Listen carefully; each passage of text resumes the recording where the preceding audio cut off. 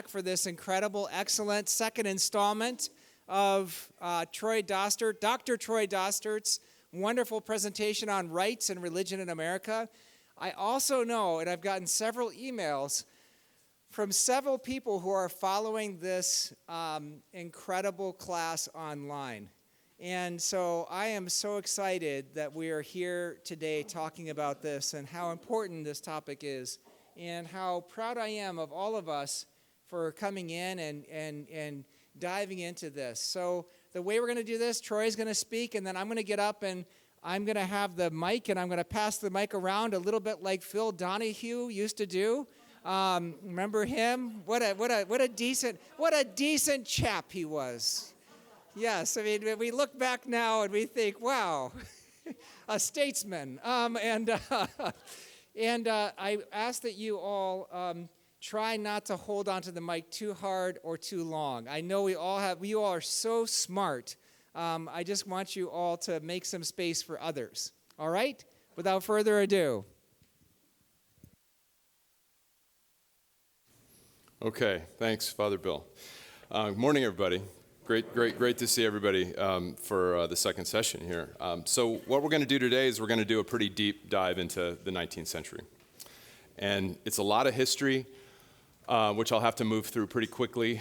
And I apologize for that. And it was dawning on me even as I was finishing things up yesterday that I could do a session or two just alone on Frederick Douglass or on the women's suffrage movement. And so I'm not doing justice to this historical material, but what I'm trying to do is give enough of the history so that you can see the role in which the Christian community has played in defining key rights. And we're looking at a number of key rights here. The right not to be enslaved, first and foremost, because we are going to be talking about the abolitionist struggle and Frederick Douglass's role in particular. But we'll also be talking about the right to vote and a number of other rights, because when we get to Reconstruction, that critical period right after the Civil War, we'll be looking at the right to economic empowerment, the right to human dignity, the right to be treated as an equal. A lot of things that go beyond the abolitionist debate as it unfolded in the 1830s and 40s and 50s. So this is going to be an interesting look at such a critical historical period. The other thing that we'll see here is the way in which Christians haven't played the exclusive role in shaping these debates, but they have joined forces with others. Christian churches have played a critical role in social movements to bring about rights, and both the abolitionist struggle and the women's suffrage struggle is a good example of that. So, all right, so we're going to start by talking about the role of the prophet in abolitionism. And the foremost prophet here in the American context is, of course, Frederick Douglass. And I get a chance to talk about one of the best books I've read in the last few years, and it's by David Blight, Frederick Douglass, Prophet of Freedom. Highly recommend this book if you are at all interested in the abolitionist struggle or just like to read good biographies. You know, they don't give out the Pulitzer Prize for nothing. Well deserved. And David Blight does a terrific job of explaining Douglass's activism as a prophet. And he's got a pretty good read on the prophetic tradition as it comes out of the Old Testament. And Douglass is a good exemplar of how you can take that tradition and make it work politically. And that's what we're going to be looking at first. Prophet's role is twofold, and it's fairly simple. First, you want to bring attention to the sins that have been committed. You have to call people to justice, and then once there's a repentance, once there's an effort to atone, then you point toward a better future. And Douglass does that expertly, beginning in the 1840s and continuing through the rest of his life. A little bit of context will help here because it's worth understanding just what the abolitionists were up against in this time period. We talked a little bit about early abolitionism through the Quaker movement, for instance, in the 1700s, but in the early 1800s, slavery had been revitalized in the United States due to King Cotton. And King Cotton was essentially the heart of the American economy in the early 19th century. We often forget this and we think, well, the United States was divided between the Free Soil North and the slave South. But the fact is that American industrialization would have been inconceivable were it not for the role played by the cotton plantations of the South and the role that slavery played in anchoring that economic system.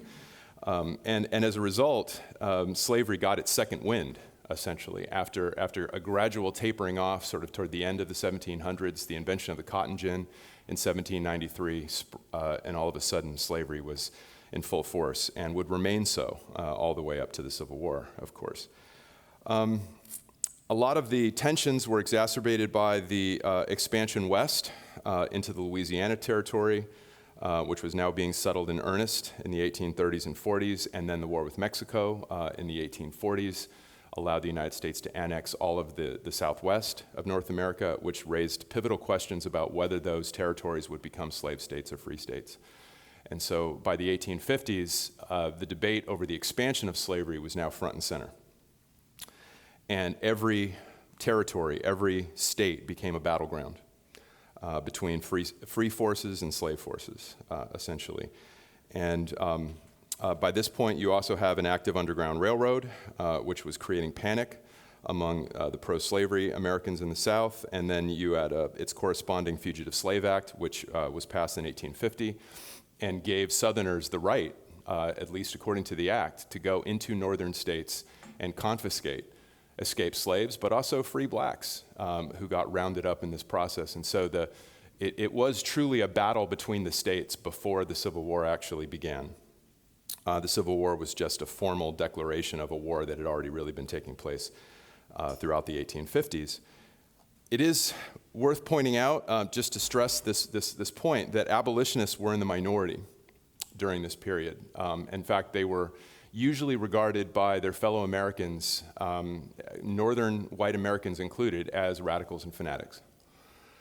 William Lloyd Garrison, who we're going to talk about a little more in just a second, was notorious for his hatred of the American political system. In fact, he famously burned a copy of the Constitution at one of his speaking events. And it seemed as though Garrison was so adamant in his hatred of slavery, was so eager to be on the radical end of change here, that if he gave a speaking event and was not targeted somehow afterward, he would think it was a complete failure. Right? It was like, what am I doing here? I've got to up my game. And so William Lloyd Garrison was truly a figure to be reckoned with, and he's just one of many. But again, these folks were typically chased out of every community in which they went. I mean, their situation was kind of similar in a way to Benjamin Lay, who, as we talked about last week, was chased from one Quaker meeting house to another in the 1730s and 40s as he was trying to get the attention of his fellow Quakers and convert them to the abolitionist cause. It was a similar fate for abolitionists during this time period. Most Americans were free soilers. Most Northern Americans were free soilers, which meant that they didn't want the expansion of slavery, but they were perfectly fine with slavery remaining where it already was. To be an abolitionist, you had to believe truly in emancipating all the enslaved people. And most white Northerners were not willing to do that, whether for economic reasons, because they recognized that American industry was built on the backs of Southern slaves. And in some cases, they simply didn't see it as a moral evil. They might have seen it as something inconvenient. They might have seen it as something unpleasant. But to call it a sin, that was surely going too far in the eyes of many white Americans. And therefore, the radical rhetoric that we get from people like William Lloyd Garrison and Frederick Douglass was a lot to bear for these audiences. And then the last piece of context I want to provide here is the Second Great Awakening. And this is important as a cultural moment where, like the First Great Awakening, which we talked about last week, a period of great religious revivalism, a lot of people coming to Christianity for the first time, some renewing their faith. The difference between the First and the Second Great Awakenings is that the second was really premised on social renewal. There was a political dimension to the Second Great Awakening that was largely absent in the First Great Awakening, or it was muted in the First Great Awakening. The Second Great Awakening, with preachers like Charles Finney and Lyman Beecher. Charles Finney, for instance, started Oberlin College, the first college in the United States that allowed white and black people and women to study together. these were radicals who were committed to a complete transformation of the United States. They believed in what was known as Christian perfectionism, the idea that when the United States was morally revitalized, experienced true conversion, that Jesus' coming would be hastened. So it was very much a visionary kind of utopian impulse in American culture. And it allows a lot of people to gain agency and voice, including women. And we'll see how this plays out in a little bit. It also allowed for voice for black leaders to sort of take charge of a movement that was first and foremost about moral regeneration, but had definite political implications in the way that it evolved. So keep that in mind, because we'll be talking about the Second Great Awakening quite a bit here today. All right, so to look first at William Lloyd Garrison, and he founded The Liberator, which was a crucial abolitionist newspaper in 1831, and you get a taste of William Lloyd Garrison's fervor in the first text excerpt here. This would be on page 3 of your handout.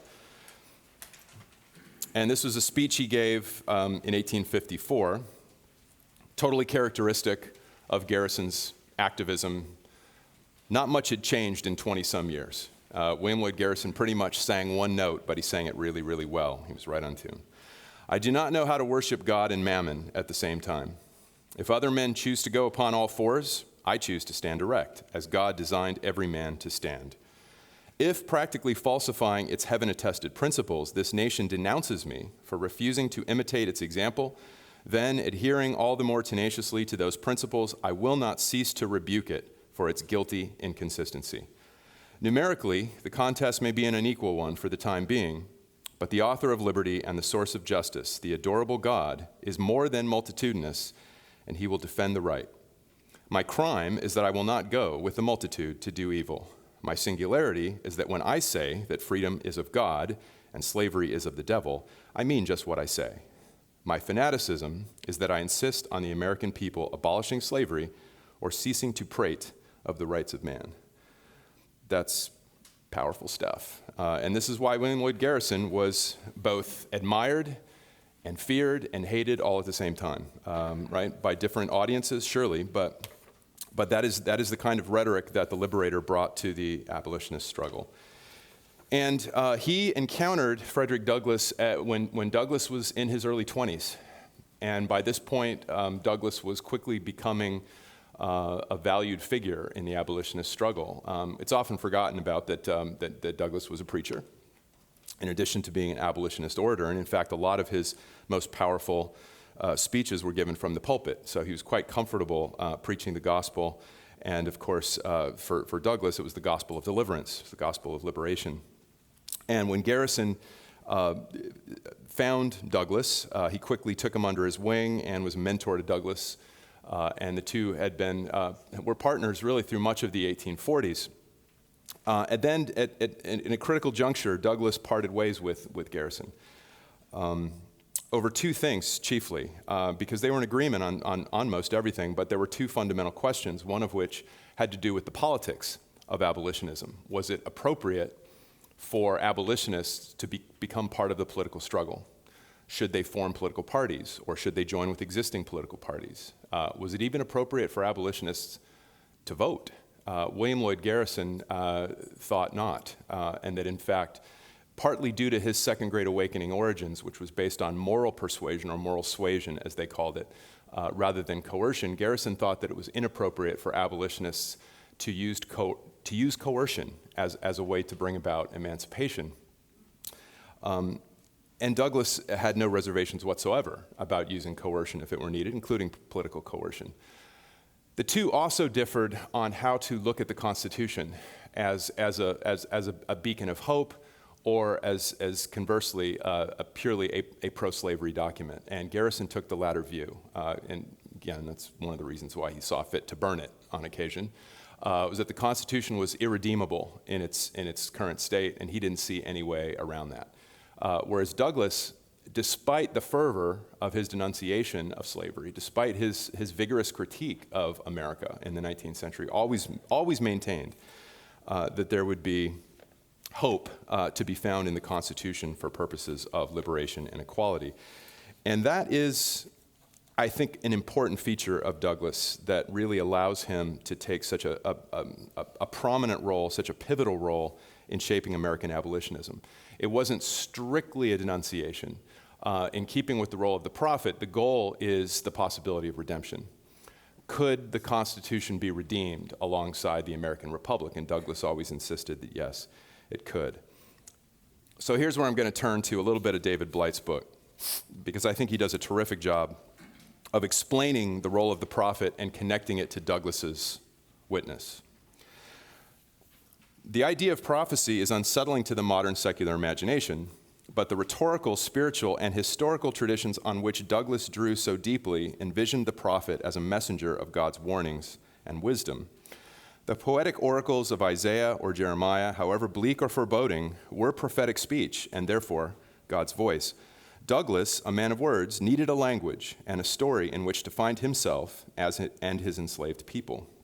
Although he never portrayed himself as literally a messenger of God, he found such a language in the Hebrew prophets, in whose words, as the theologian Abraham Heschel writes, the invisible God becomes audible. The words the prophet utters are not offered as souvenirs, wrote Heschel. He undertakes to stop a mighty stream with mere words.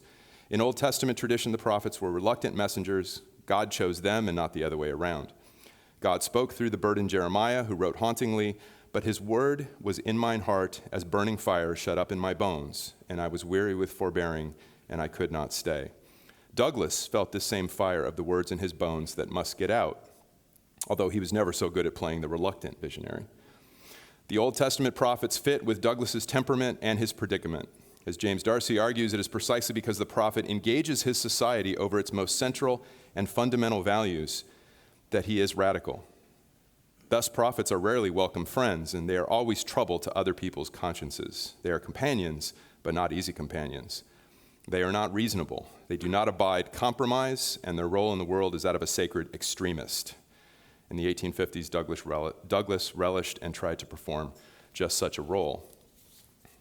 So, again, something that he brings that I think Garrison struggled with was the potential for redemption, the potential for hope. So that for Douglass, he's continually pointing to a transformed America. Whereas Garrison was constantly denouncing America and seemed to despair in the possibility that change were possible. And I think that in the end, that did limit the effectiveness of his witness. It's a reason why Douglass is still recognized as the supreme abolitionist in the American context, because in the role of the prophet, you see the evil before you, but you can always point toward the possibility of redemption. And I think you can see this really, really well in perhaps Douglass's most famous speech, and it is what to the slave is the 4th of July. This was delivered in 1852 to the Rochester Ladies Anti-Slavery Society. And it's worth noting that this was the Ladies Anti-Slavery Society. William Lloyd Garrison was a firm believer in women's activism, as was Douglass. And this is part of the Second Great Awakening movement, that women were lifted up to become public beings. They were not voters, they were not office holders, but they had a voice. And Douglass, as was Garrison, were certainly intent on giving them that role. It was a controversial role. There were other anti-slavery organizations that did not view women as being public beings in quite this way. But in any event, this is a great example where you can see Douglass in all of his majesty, pointing to America's failings, but also suggesting that there's the possibility of hope beyond. This is about midway through the speech. So he has spent the first half of I'd say the first third of the speech in what is a fairly remarkable celebration of America's founders, the American project. He expresses a kind of wonder at what Americans had accomplished during the first 70, 80 years of their existence as a nation, right? And yet after providing this rich history with all of the heroes of the American pantheon, he says, I say it with the sad sense of the disparity between us. I am not included within the pale of this glorious anniversary. Your high independence only reveals the immeasurable distance between us. The blessings in which you this day rejoice are not enjoyed in common. The rich inheritance of justice, liberty, prosperity, and independence bequeathed by your fathers is shared by you, not by me. The sunlight that brought life and healing to you has brought stripes and death to me. This 4th of July is yours, not mine. You may rejoice. I must mourn. To drag a man in fetters into the grand illuminated temple of liberty and call upon him to join you in joyous anthems were inhuman mockery and sacrilegious irony. Do you mean, citizens, to mock me by asking me to speak today? If so, there's a parallel to your conduct, and let me warn you that it is dangerous to copy the example of a nation whose crimes, lowering up to heaven, were thrown down by the breath of the Almighty, burying that nation in irrecoverable ruin. I can today take up the plaintive lament of a peeled and woe-smitten people. And then he quotes Psalm 137. By the rivers of Babylon, there we sat down. Yea, we wept when we remembered Zion. We hanged our harps upon the willows in the midst thereof. For there they that carried us away captive required of us a song, and they who wasted us required of us mirth, saying, Sing us one of the songs of Zion. How can we sing the Lord's song in a strange land? If I forget thee, O Jerusalem, let my right hand forget her cunning. If I do not remember thee, let my tongue cleave to the roof of my mouth. Fellow citizens, above your national tumultuous joy, I hear the mournful wail of millions, whose chains, heavy and grievous yesterday, are today rendered more intolerable by the jubilee shouts that reach them. If I do forget, if I do not faithfully remember those bleeding children of sorrow this day, may my right hand forget her cunning, and may my tongue cleave to the roof of my mouth. To forget them, to pass lightly over their wrongs, and to chime in with the popular theme would be treason most scandalous and shocking, and would make me a reproach before God and the world. My subject then, fellow citizens, is American slavery. I shall see this day and its popular characteristics from the slave's point of view. Standing there, identified with the American bondman, making his wrongs mine, I do not hesitate to declare with all my soul that the character and conduct of this nation never looked blacker to me than on this 4th of July. Whether we turn to the declarations of the past or to the professions of the present, the conduct of the nation seems equally hideous and revolting. America is false to the past, false to the present, and solemnly binds herself to be false to the future.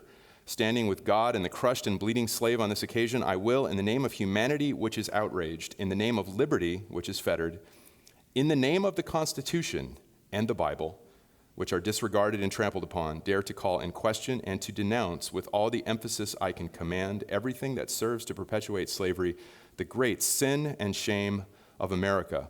I will not equivocate, I will not excuse, I will use the severest language I can command, and yet not one word shall escape me, that any man whose judgment is not blinded by prejudice, or who is not at heart a slaveholder, shall not confess to be right and just.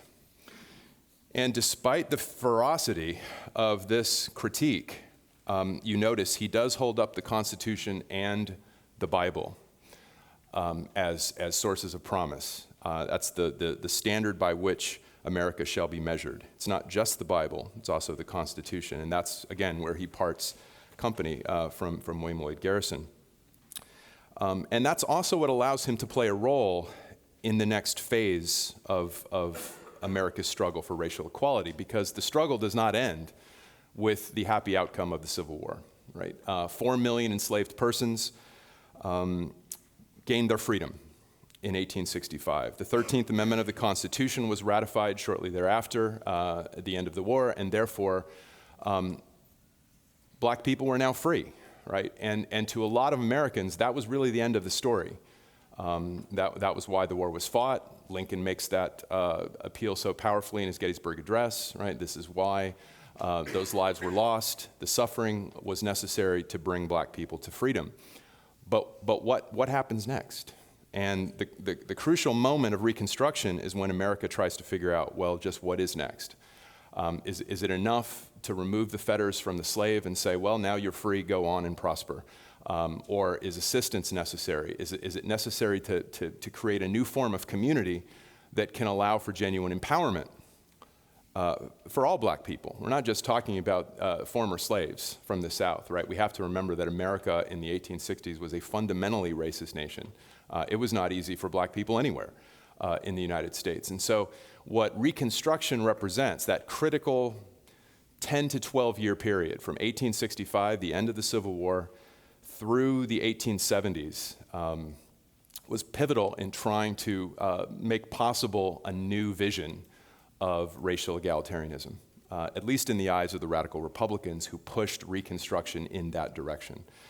Reconstruction was a tumultuous period because it was characterized by just as much political conflict and upheaval as the years leading up to the Civil War, precisely because America did not have a consensus on these questions, did not know whether social equality between black and white people was going to be feasible or desirable, did not know whether black people should have the vote.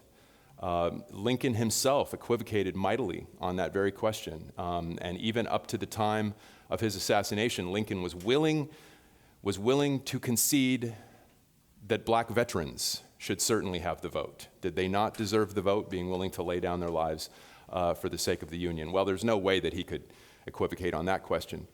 But what about black women?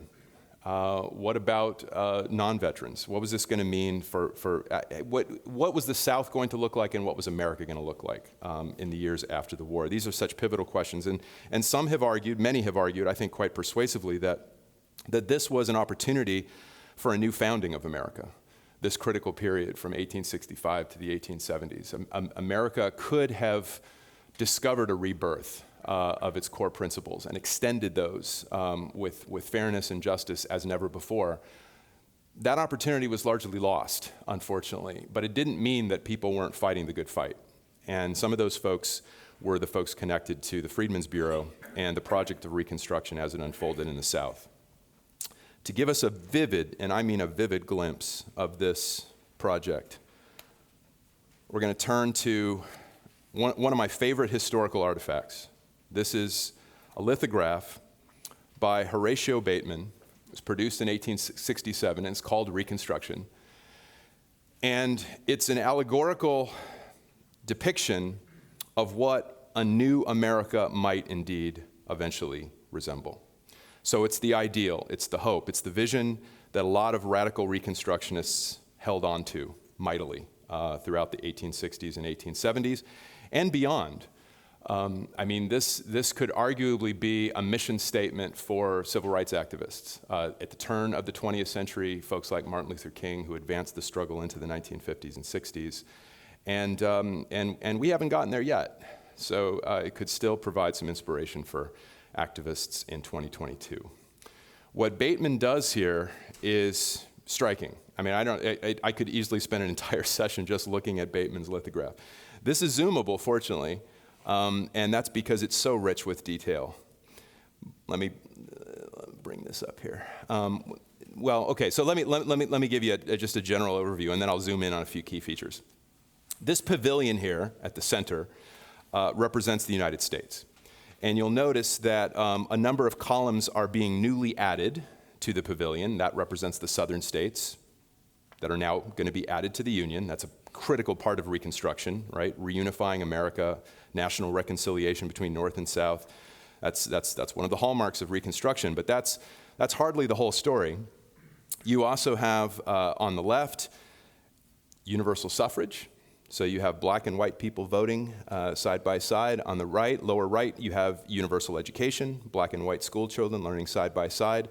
The background here represents northern industry and the dynamism of American capitalism, which can now be introduced throughout the country, not simply in the North, but also in the South. The South would experience an economic boom once industry is finally introduced there. And then at the top, you have a great cloud of witnesses watching all of this unfold with amazement. And so let me just zoom in on a few sections here just so you can appreciate a little more what Bateman is doing. This lower left portion is quite amazing in itself. Here you have black and white voters, not just voting at the polls, but also treating one another as equals. They're obviously in debate and discourse, not a trace of racial animosity there. And then since it is universal suffrage that Bateman wants to gesture toward, you have women. You have women who are also in the process of voting. It's a very shadowy moment, though, suggesting that this might in fact be a long struggle yet. Turns out he's pretty much right about that in the context of the time. And then up here you have the Freedmen's Bureau, which is the agency of redemption, really. Throughout Reconstruction, the Freedmen's Bureau was active throughout the South in building schools, providing hospitals, care for orphans and widows. The poverty in the South in the wake of the Civil War was unimaginable, and the Freedmen's Bureau had a lot of work to do in bringing relief to white and black alike, but also in trying to rebuild a new South, and to do that on the basis of racial egalitarianism. The Freedmen's Bureau was working with former slaves to help them find an economic footing, was working to legitimize slave marriages, which had never been legally legitimate under the law in the South. The Freedmen's Bureau were heroic folks, to put it mildly, and to think that they did all of that heroic work throughout the late 1860s and 1870s while they had a target on their back, because they were resented by a lot of white Southerners as Northern carpetbaggers coming down to transform Southern life, and they were not welcome at all in that project, but they did it anyway, against great odds. Okay, and then down here in the lower right portion is where we have universal education. So we have white and black school children learning side by side with white and black teachers, instructing them. As a sign of the prosperity to come, you have two fairly impressive estates here. This one on the left belongs to white people, and then it's hard to see it, but the one on the right belongs to black people. So prosperity is equally available to all. And then my favorite portion is the great cloud of witnesses. So you have quite a remarkable assemblage of folks here, including Andrew Jackson. There's Andrew Jackson. There's Lincoln. Let's see. You have Benjamin Franklin, and there he is, right? A lot of folks. John Brown is somewhere here. Where's John Brown? Think that's John Brown right there. And then this individual. My favorite of all is this guy right here. Does anybody know who that is? This figure right. Maybe a little bit. Yeah, he does have the cranky countenance of a Beethoven. That's John C. Calhoun. And if there's anyone you could say was singularly responsible for what took place when the South seceded from the Union, you'd have to put John C. Calhoun at the top of the list. His agitation on behalf of the pro-slavery faction in America was relentless throughout the 1830s and 40s and 50s. He was one of the most outspoken apologists for slavery that there was in the antebellum period. And the fact that he's given a front row opportunity to witness what is happening in Reconstruction, I'm sure that Horatio Bateman, had to have a good smile on his face when he put John C. Calhoun right there in the front, right? There's Washington, can't forget Washington. So you've got quite an assemblage of folks here. There are no black people. You've perhaps noticed that. He's limiting his focus to past political leaders, I guess politicians for the most part, former presidents, senators, that sort of thing. Nor are there women in the great cloud of witnesses, except for one. Right here, you'll never guess who that is. That's a great guess, but it's not Harriet Beecher Stowe. No. I'll gladly give $1 to anyone who guesses who that woman is in this great cloud. J-O-A. Joan of Arc. Yes. Joan of Arc is in the great cloud of witnesses. I have no idea. I have no idea. There's so many worthy candidates that are left out here. Joan of Arc. Okay. There's some other great touches, though. You'll notice here you have some darker-hued fellows. We have Tecumseh. We have Red Jacket. We have American Indians in the great cloud of witnesses. And in fact, at the bottom of the illustration, under something that Bateman called Indian Reconstruction, you have a meeting between white leaders and American Indian leaders, perhaps to talk about justice for Native Americans, which is striking. And down here, you have a lot of current leaders. That is, you have, General Grant and his counterpart, Robert E. Lee. You have Horace Greeley and Jefferson Davis. Jefferson Davis, president of the Confederacy. I mean, this is glorious. This is something unimaginable in the 1860s. These people hated each other, right? But Bateman is promising a renewed future, a renewed America. And of course, as you may have seen at the top, we have Jesus. Yeah, and this is not accidental by any means, because a lot of the radical Reconstructionists knew that if the Constitution was going to be altered, and if America was truly going to be built on the foundation of racial egalitarianism, the ideals had to come from someplace else. The Constitution was not sufficient to make that a reality, and so the golden rule, right above the head of Jesus, do to others as you would have them do to you, is the premise that allows this entire project to move forward. And when you think about what the Reconstruction Amendments were trying to do, and I'm not just talking about the 13th Amendment, which abolished slavery. The 14th Amendment was trying to guarantee equal protection of the laws to all citizens. The 15th Amendment guarantees the right to vote, for men at least. And these rights, cherished as they are, require a transformed social context in order for them to become reality. Otherwise, they're simply words on page. And so what the radical Reconstructionists knew is that the power of the gospel created a transcendent point of orientation so that the political work not only made sense, but could move forward. And you see remnants of the Second Great Awakening here, right? The idea that America is moving into a new phase thanks to the work of the gospel and the lordship of Jesus. And it's just such a remarkable moment to see.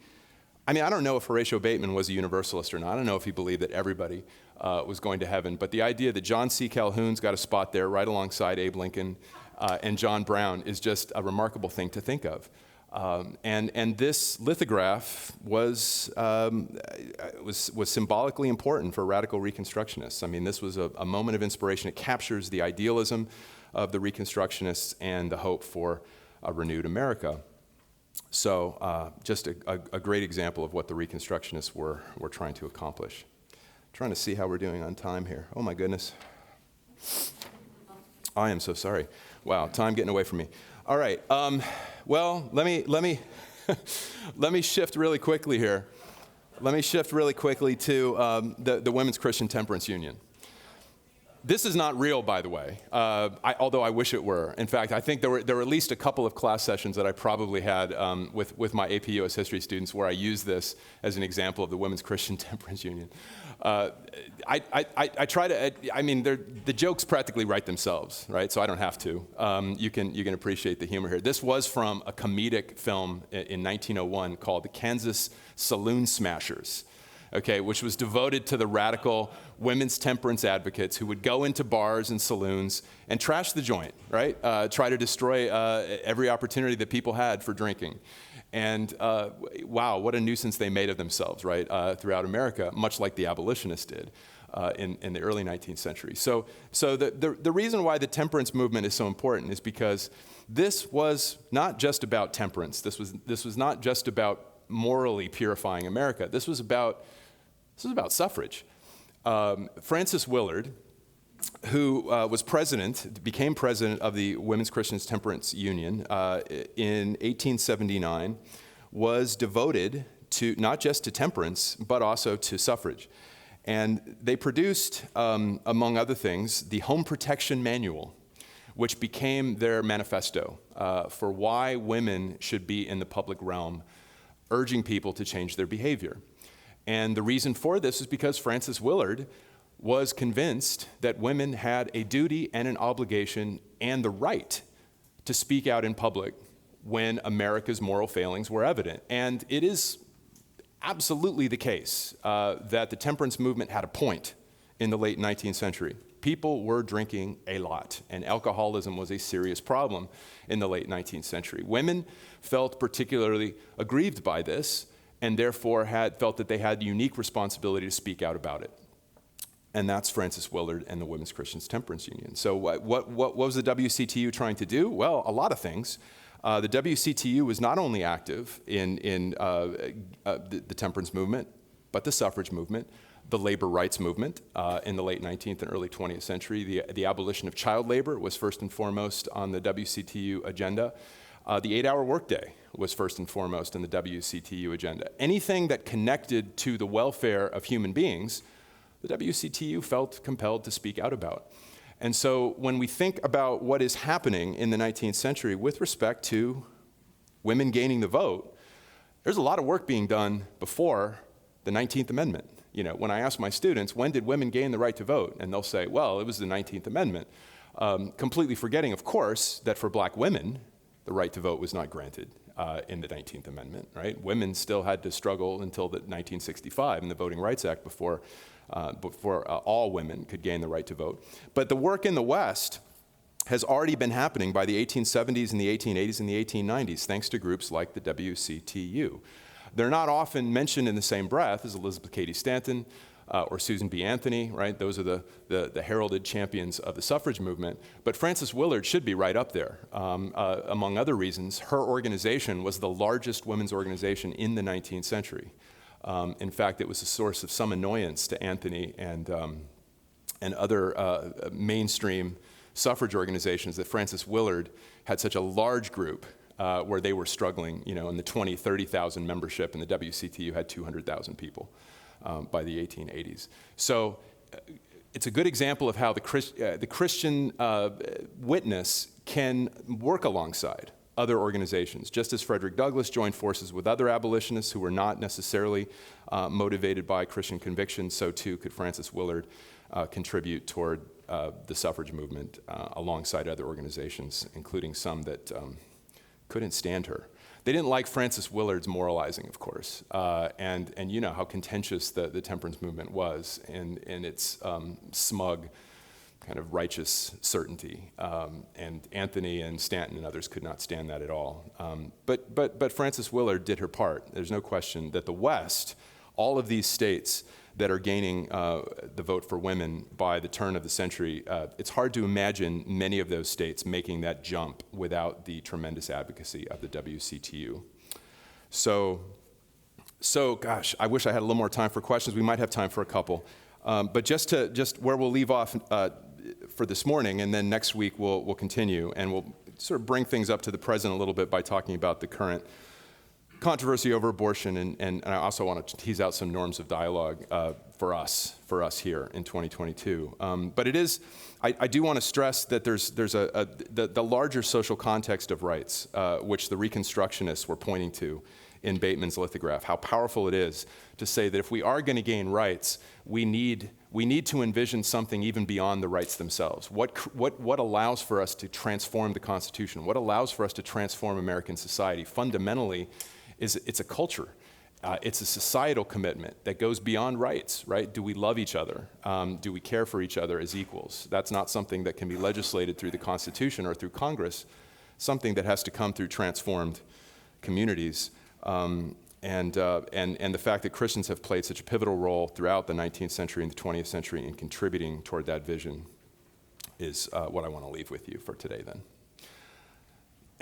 And time just totally got away from me. So, I just want us to give a chance to thank Troy for that incredible lecture. And I don't want to sully this with any questions, guys. I think that was one of the most informative, beautiful lectures I've heard in a long, long time. So, Dr. Dostert, thank you. Thanks, Father Bill.